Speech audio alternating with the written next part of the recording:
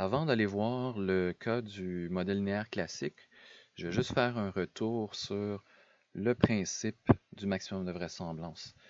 Ici, ce que l'on a, c'est un scénario où on a des données. Les données sont les données observées, donc on se trouve à avoir 4, 6, 3 et 7.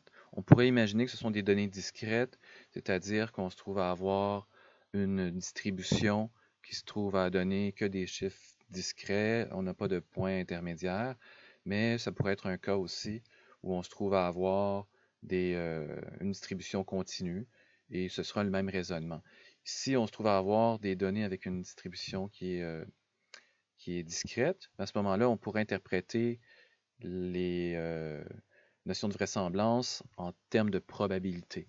Par contre, si on n'a pas des données qui se trouvent à être des données discrètes, on devrait interpréter les choses comme étant simplement là, une, euh, des fréquences, c'est-à-dire des, euh, des possibilités d'occurrence. Ce ne sera pas exactement des probabilités parce que pour avoir une probabilité, si on a des données continues, il faut faire une intégrale. Alors, si par exemple on a une distribution comme ça, pour avoir une probabilité, on doit faire l'intégrale.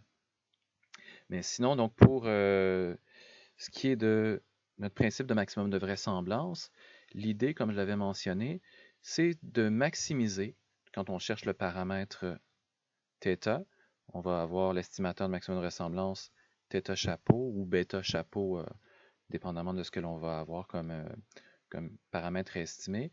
On cherche à trouver le paramètre qui va nous donner la plus grande possibilité, entre parenthèses probabilité ou vraisemblance d'obtenir les chiffres que l'on a tirés dans notre échantillon.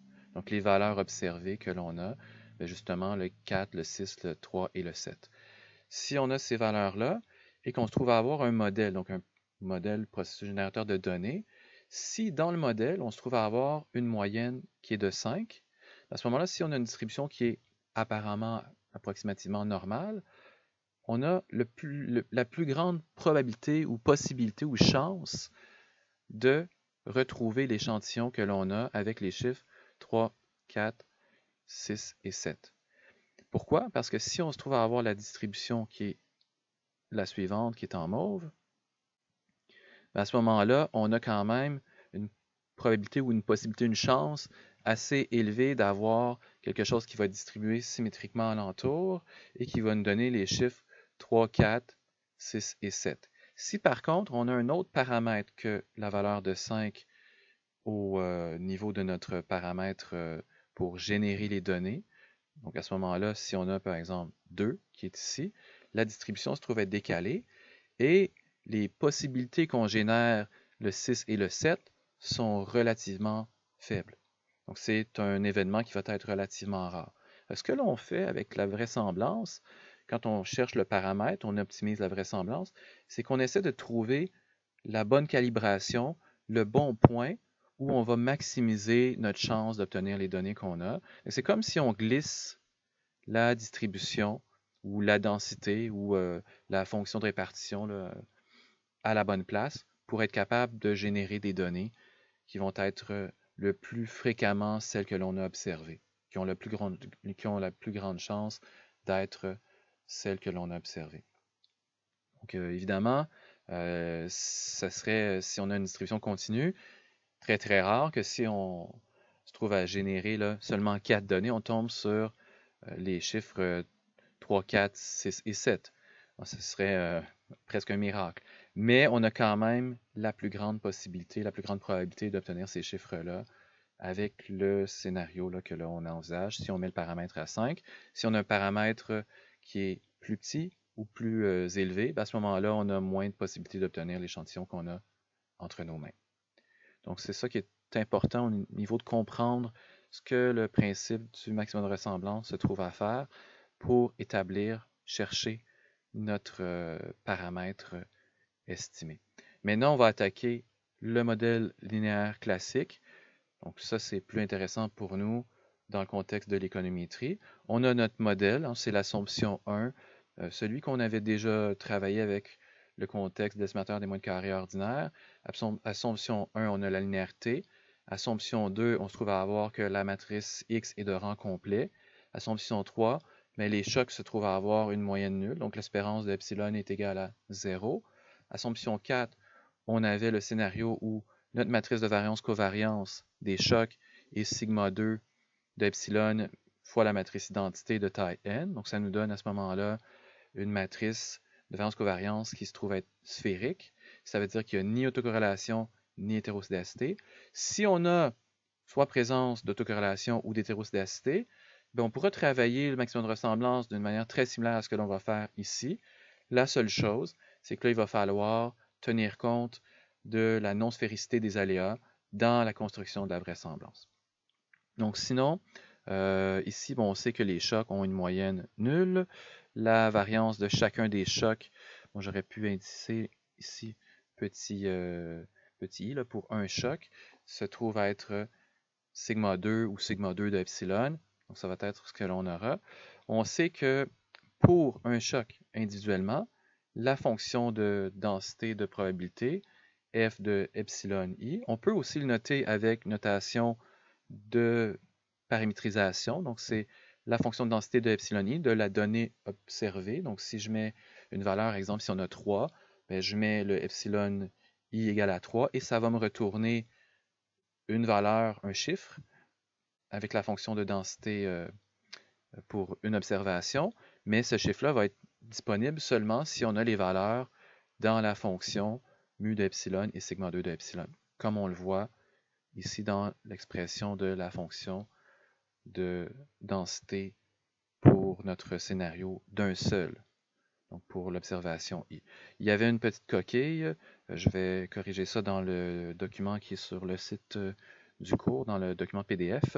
Donc la seule chose, c'est un copier-coller où j'avais oublié là, de mettre le sigma 2 de epsilon dans la grande parenthèse ici, qui est à la puissance 1/2. Donc sinon, on se trouve à avoir 1 sur 2pi sigma 2 d'epsilon, le tout à la puissance 1/2 au dénominateur. Et après ça, on se trouve à avoir le nombre d'Euler, donc c'est la fonction exponentielle, 1 sur 2 avec un signe moins, le epsilon i moins sa moyenne. Donc la moyenne ici, je l'ai indiqué, c'est 0. Et après ça, je me trouve à avoir sigma 2 de epsilon au dénominateur.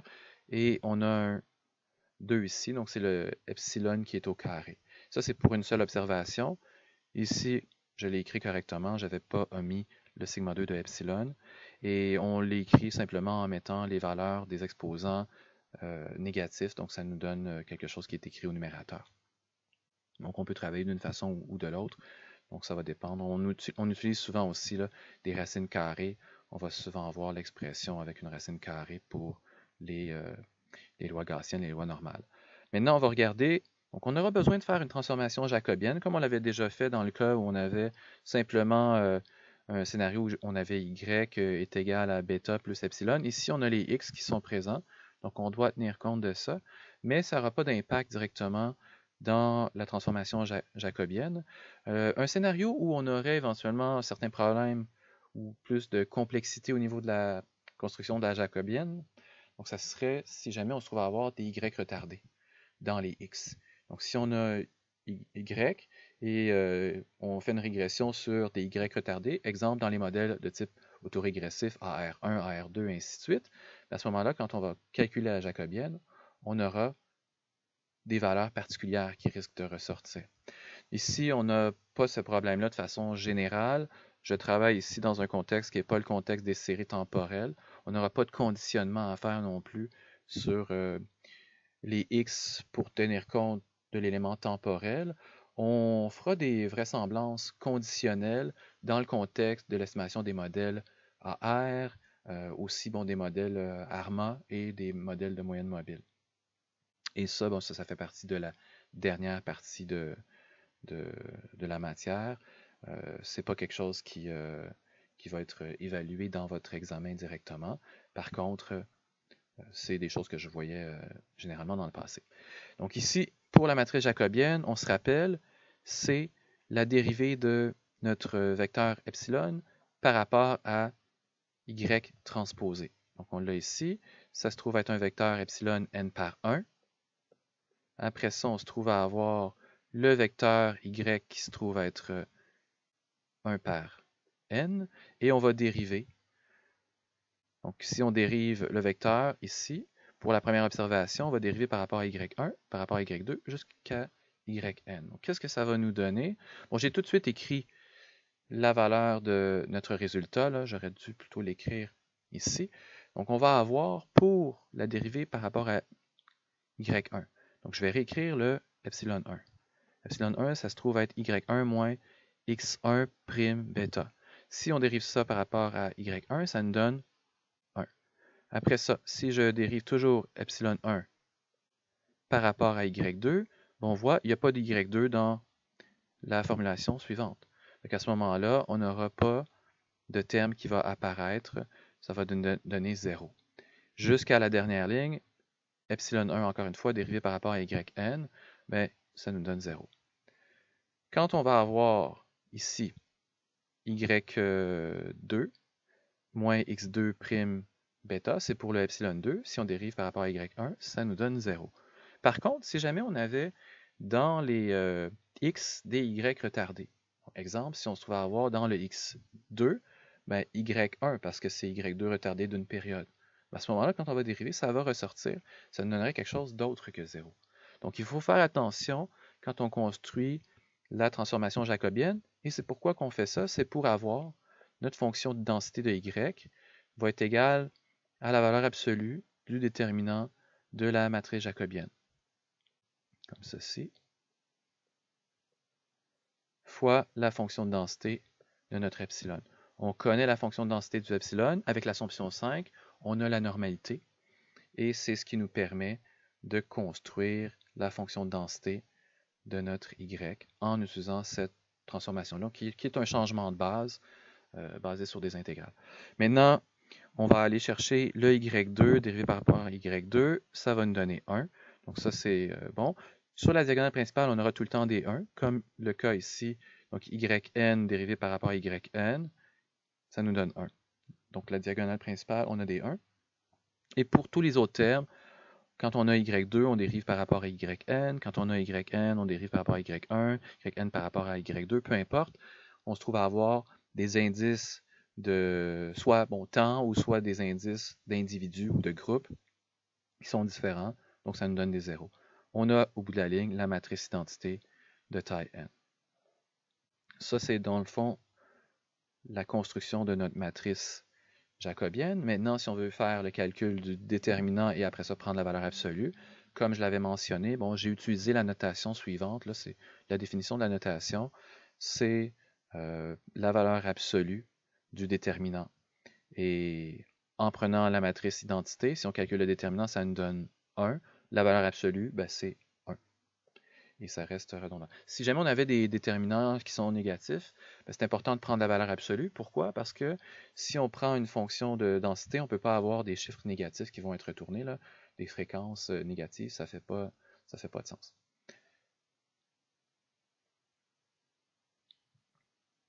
Maintenant, on se trouve à avoir notre version matricielle pour la fonction de densité joint de tous nos epsilon.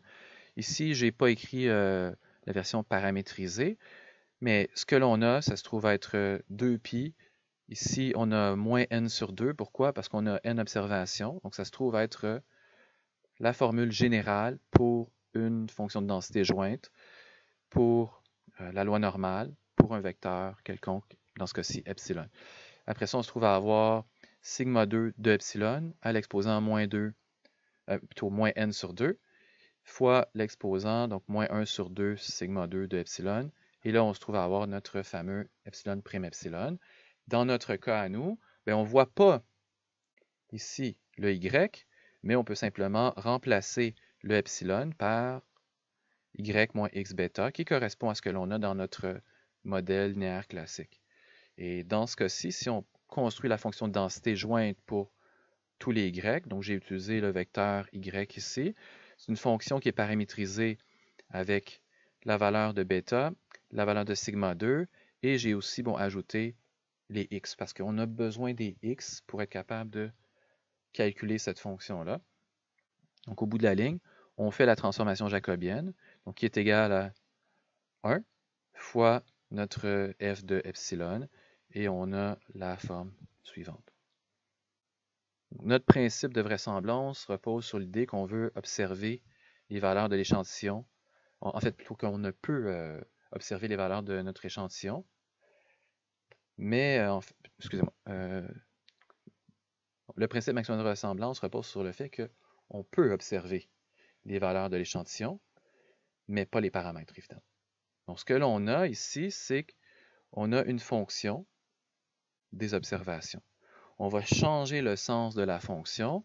On va prendre la même fonction mathématique et on va simplement l'interpréter comme une fonction des paramètres bêta et des paramètres sigma ou sigma 2.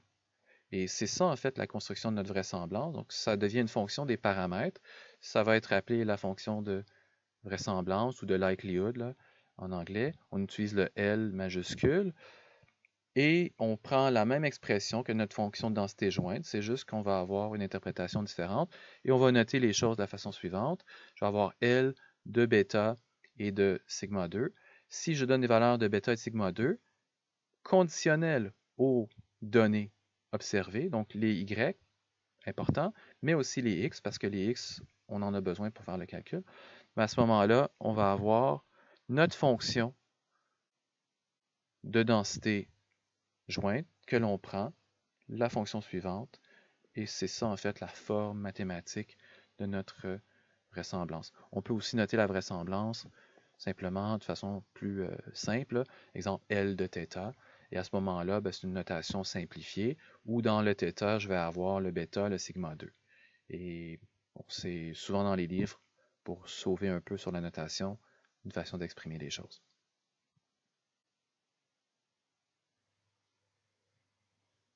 Donc, la façon de comprendre l'équation, c'est qu'on a changé son sens. Elle est maintenant interprétée comme une expression. Donc, je sais que je me répète, mais c'est important de le noter, comme une fonction des paramètres. Et cette fonction-là, on va vouloir l'optimiser, c'est-à-dire maximiser la vraisemblance. On a un problème. Si on veut maximiser la fonction suivante, on ne trouvera pas une réponse, un résultat analytique pour bêta chapeau et pour sigma chapeau. Donc, c'est quoi l'astuce? On va prendre le log naturel, ln, en transformant notre fonction en une fonction qui est un log naturel. Ça va nous donner une fonction qui maintient ses propriétés à avoir le maximum au même niveau. Si, par exemple, la vraisemblance nous donne ceci, si je prends la transformation ln, je vais avoir quelque chose, par exemple, comme ça, et ça va me donner à ce moment-là la valeur. Donc, tout va dépendre des valeurs de ce que l'on a dans notre vraisemblance. Là. Si c'est des valeurs positives, le point qui maximise la fonction ln de L ou le point qui maximise la fonction L est exactement le même. Ça sera le paramètre θ chapeau que l'on va trouver. Donc, si on utilise la version ln, on trouvera les mêmes paramètres que si on optimise avec la version L.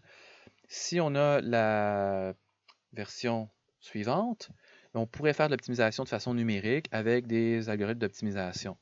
Par contre, on ne pourra pas trouver de façon de réponse analytique en général. Tout va dépendre, là, mais dans le cas du modèle linéaire classique, c'est pas possible. S'il existe des scénarios où on pourrait avoir des réponses analytiques, mais ce sont des cas particuliers. Maintenant, si on prend le log, on obtiendra donc tout simplement le log de chacun des termes. Donc, on va avoir le premier, ça va être 2pi exposant moins n sur 2. Après ça, le log de sigma 2 exposant moins n sur 2 aussi. Après ça, ln de l'exponentielle de ce qui était l'exposant du e. Et ça n'a pas changé. Par contre, ln de l'exponentielle, ça fait en sorte que la fonction ln, la fonction inverse de l'exponentielle, ça disparaît. Il nous reste que cette partie-là que l'on va avoir ici. Et ça, c'est bien parce qu'on retrouve quelque chose qui s'apparente aux critères que l'on avait dans l'estimateur de moins carré ordinaire avec un signe moins, par contre. Sinon, pour les autres termes, l'exposant, on va le faire passer devant. Donc, de façon générale, on se rappelle que si j'ai ln de x exposant a, ça va être a ln de x, et dans les valeurs qui sont définies, là, possible. Sinon, on va avoir donc moins n sur 2. Si c'est en série temporelle, on aura moins t sur 2 si on ne perd pas d'observation.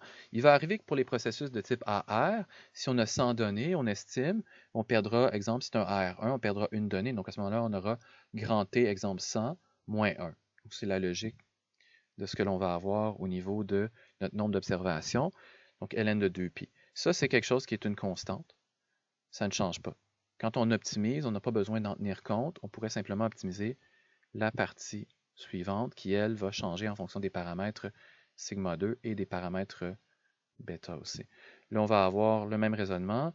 Le moins n sur 2 va passer devant. On va avoir fois ln de sigma 2 et notre expression avec la partie là, moins une demi sur sigma 2 et epsilon prime epsilon.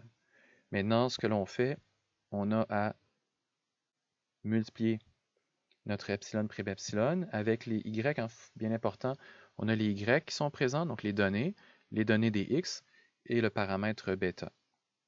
Si on avait juste initialement la fonction de densité de epsilon, on avait epsilon. Là maintenant, on a remplacé par epsilon étant y moins x bêta.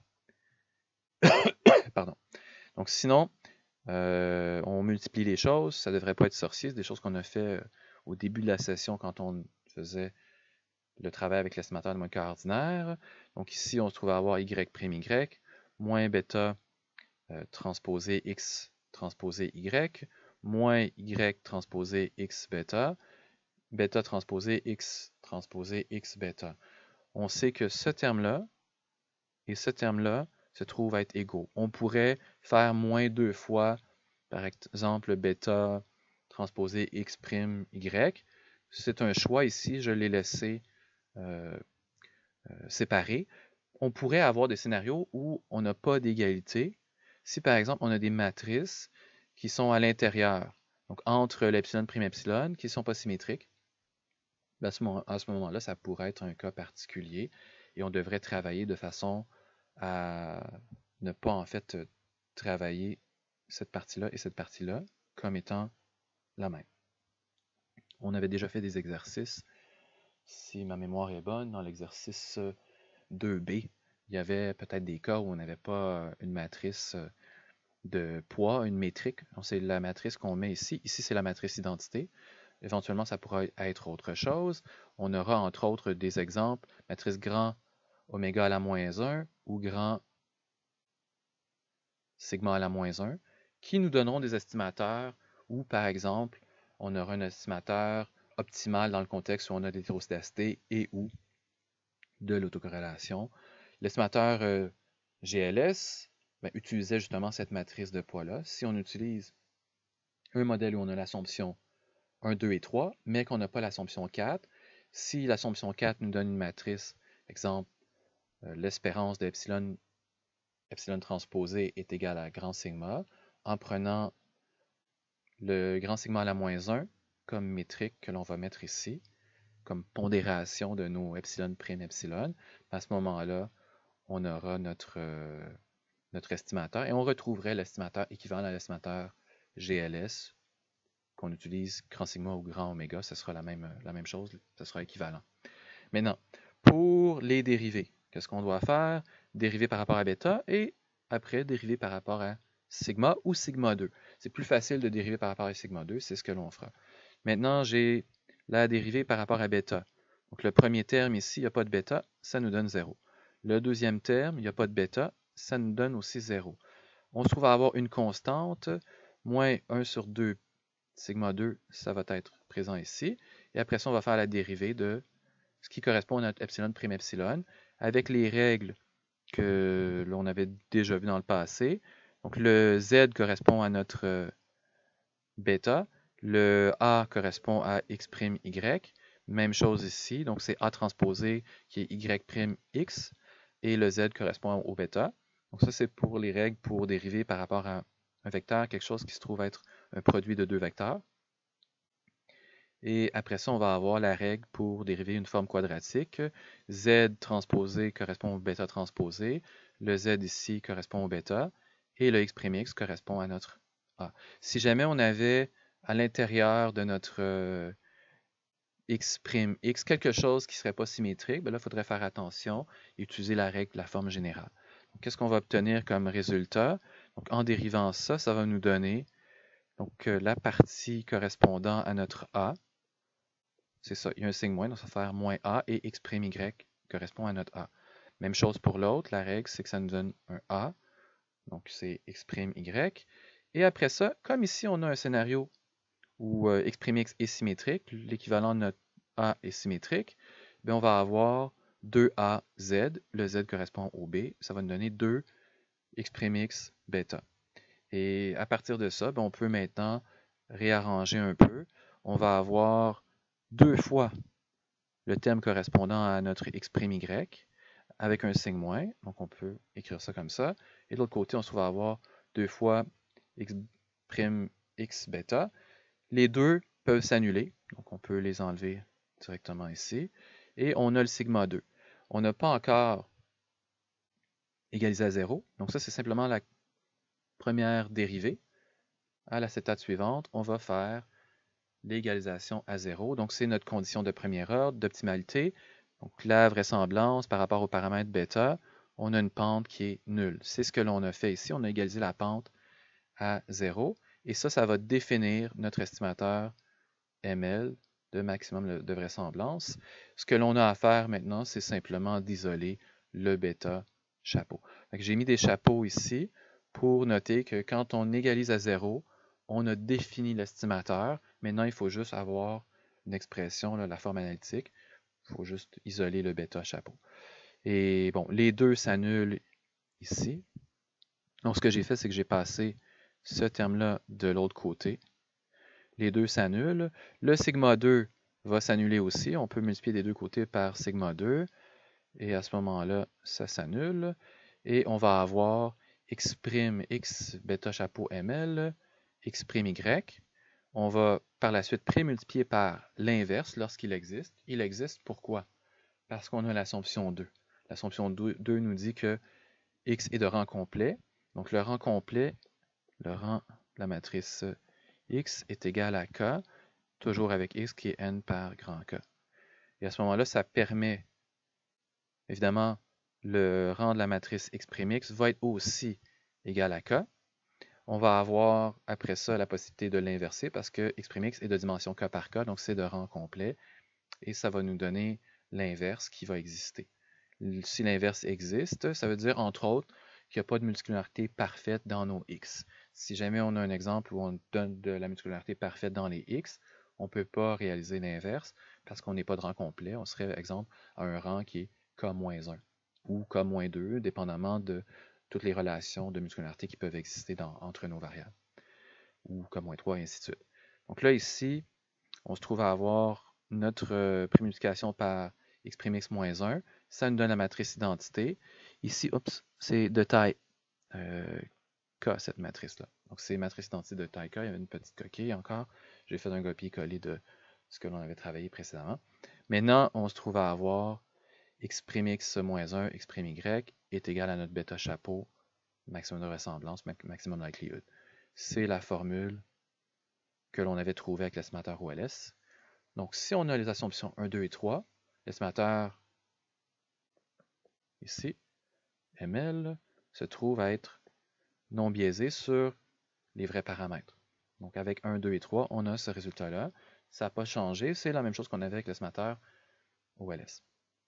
Si on a en plus l'assomption 4, donc à ce moment-là, on va avoir que la variance de bêta chapeau ML va être égale à sigma 2 x' x moins 1. Donc, c'est pas sorcier, c'est des choses qu'on a travaillées souvent avant l'intra. Avec le sigma 2, c'est le sigma 2 de epsilon. Ici, c'est la valeur théorique. Éventuellement, on voudra l'estimer et on aura besoin d'un estimateur de notre sigma 2 d'epsilon pour avoir l'estimation de la variance, la formule de cet estimateur de variance de bêta chapeau de maximum de ressemblance. On pourra facilement mettre les valeurs numériques avec les x et avec la valeur de notre estimateur de sigma. On avait travaillé précédemment avec l'estimateur de sigma qui était celui qu'on utilisait dans le contexte OLS on avait epsilon chapeau prime epsilon chapeau divisé par n-k, ben, on ne peut pas utiliser directement cet estimateur-là dans ce contexte-ci. On pourrait toujours le faire, mais on va utiliser l'estimateur de maximum de vraisemblance et on va essayer de le trouver. Comment? Ben, en faisant la condition de premier ordre pour le paramètre sigma. Donc, on va dériver par rapport à sigma ou sigma 2 et obtenir l'estimateur de maximum de vraisemblance. Donc, pour trouver cet estimateur de sigma 2, donc on va faire la dérivée par rapport à sigma 2. Pourquoi? Parce que c'est un peu plus simple que de faire la dérivée par rapport à sigma. Ici, ce que j'ai fait pour simplifier les choses, on a le sigma 2 dans l'expression de la log vraisemblance. La log vraisemblance, là, c'est noté ln de grand L, et on le note souvent avec un petit l, ou des fois un L stylisé, comme ça, pour dire log vraisemblance. Maintenant, le sigma 2, je vais le passer au numérateur, donc je vais le mettre sigma 2 ici à la moins 1. J'ai un sigma 2 ici, on a un sigma 2 ici. Quand on va dériver ça, ça va nous donner notre résultat. Ça va disparaître. Et on va avoir cette partie-là qui va rester. Donc, ça va être quelque chose qui va s'ajouter à notre expression. Donc, maintenant, si on dérive par rapport à sigma 2, on obtient quoi? Ben, on va avoir moins n sur 2 sigma 2. Si on revient à l'expression précédente. Pourquoi? Parce que quand on fait la dérivée de ln, par exemple, de x, qui est dérivée par rapport à x, ça nous donne 1 sur x. Dans le cas qui nous intéresse, on a ln de x, qui est comme ln de sigma 2. Si on dérive par rapport à sigma 2, ça nous donne 1 sur sigma 2. Et c'est la raison pour laquelle on a 1 sur sigma 2 ici, avec le moins n sur 2, qui était une constante qui était devant. Après ça, quand on dérive l'autre partie, on avait noté dans la log vraisemblance sigma 2 à la puissance moins 1. Maintenant, si on dérive par rapport à sigma 2, le moins 1 va s'ajouter devant, donc ça va multiplier notre expression. On va avoir moins moins, ça deviendra un plus, et on va avoir après ça l'exposant sigma 2 à la moins 1, ça va donner la puissance moins 2. Et on peut réarranger les termes. Donc ici, on va passer sigma 2 à la moins 2, ben, ça sera l'équivalent de sigma à la moins 4. On peut le mettre au dénominateur aussi si on veut. C'est un choix là, personnel. J'ai écrit les diverses façons de l'écrire. De l'autre côté, va rester l'équivalent de notre epsilon prime epsilon parce qu'il n'y a pas de sigma à l'intérieur de ça. Donc ça nous donne le résultat, disons, suivant. Ça, c'est simplement la dérivée. Maintenant, on veut avoir la condition de premier ordre. Donc, on prend l'équation de dérivée, on égalise à 0 et on va définir nos estimateurs. C'est là qu'on va mettre les chapeaux. Donc, on va les mettre sur les paramètres bêta. On va les avoir aussi sur les paramètres sigma 2. Et il nous reste après ça simplement à isoler notre sigma 2 chapeau maximum de vraisemblance ou maximum de likelihood. Donc, qu'est-ce qu'on va avoir? On se trouve à avoir les deux. On peut enlever les deux parce qu'ils sont présents des deux côtés de l'expression. Là, si on prend ça, on l'envoie de l'autre côté. On va avoir ici le 2 s'annule avec le 2 qui est là. N sur sigma 2. Après ça, 1 sur sigma 4, chapeau évidemment, fois l'équivalent d'epsilon prime epsilon. On va pouvoir prendre le sigma à la puissance 4, l'envoyer de ce côté-là. Et après ça, on peut diviser par sigma 2. Il va nous rester sigma 2. De l'autre côté, on va avoir le n qui est ici. Il va aller, on va diviser des deux côtés par n, et ça va nous donner le n au dénominateur. Ça nous donne une expression qui est équivalente à epsilon chapeau, prime epsilon chapeau, divisé par n. Et ici, l'epsilon chapeau correspond à y moins x bêta chapeau maximum de ressemblance, qui était notre x' moins 1 x' y. C'est notre expression. C'est différent de ce que l'on avait utilisé dans le contexte de l'estimateur OLS, où on utilisait la forme suivante. Donc évidemment, comme il y a une petite différence entre les deux formes, on va avoir un estimateur qui aura des propriétés différentes. De façon asymptotique, ils seront essentiellement équivalents. Par contre, en échantillon fini, ben on divise dans le cas de l'estimateur qu'on avait utilisé dans le contexte OLS par n-k, et dans le cas de l'estimateur de maximum de ressemblance, on divise par n. Donc, qu'est-ce que ça veut dire, ça? Ça veut dire que si je mets des chiffres, exemple, si on a 100 données et qu'on se trouve avoir le modèle de French-Fama, on ne soustrait pas par la valeur de 100, en fait, moins 4. Par contre, ici, j'aurais 100 moins 4, donc je diviserais par 96. Donc, en disant par un chiffre qui se trouve être plus petit, mais cet estimateur-là, on avait dit il était non biaisé. Ici, si on divise par un chiffre qui est plus grand, mais ça aura tendance à diminuer évidemment la valeur de notre estimateur calculé de notre sigma 2 de epsilon par maximum de vraisemblance. La propriété, par contre, de cet estimateur-là, donc, il est biaisé. L'estimateur de maximum de vraisemblance de sigma 2, il est biaisé. On le sait parce que celui qu'on utilisait dans le contexte OLS ne l'était pas. Son espérance était sigma 2 de epsilon. Par contre, si on fait le calcul de la variance, qui est assez technique, la variance de sigma 2 chapeau ml va être toujours, dépendamment de ce que l'on a, si k est égal à 0, ça sera équivalent, mais dans les autres cas, la variance va être plus petite que la variance de notre sigma 2, celui qu'on utilise dans le contexte là, OLS, et dans le cas limite, ça pourrait être égal. Donc ça veut dire quoi? Ça veut dire que cet estimateur-là a une variance qui est minimale, alors que quand je parle d'estimateur, c'est-à-dire la valeur de sigma 2 chapeau là, ml, ça a une variance qui est plus petite que la variance de l'estimateur sigma 2 chapeau OLS. Ce sont des estimateurs. Donc un estimateur, ça a en général, sauf dans des cas bizarres, une distribution. Ça veut dire quoi? Ça veut dire que celui-là, sa distribution, elle est plus concentrée. Tandis que la distribution de l'estimateur OLS, elle est un peu plus large, la variance est plus élevée. Donc c'est l'interprétation qu'on va aller chercher sur l'application au modèle en fait linéaire classique de notre vraisemblance.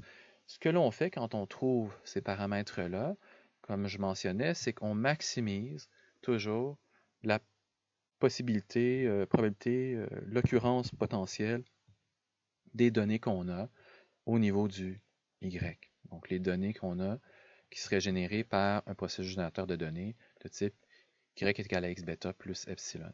Donc en choisissant le bon bêta, en choisissant le bon sigma qui est derrière le epsilon, on sait que la moyenne de epsilon est nulle, mais on pourrait avoir une moyenne différente. Là.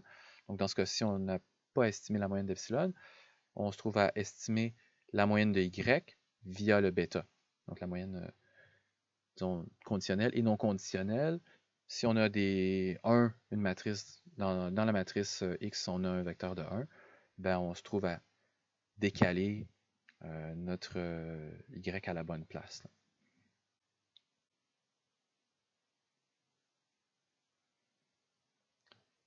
Donc c'était ça pour la partie correspondant à le modèle linéaire classique.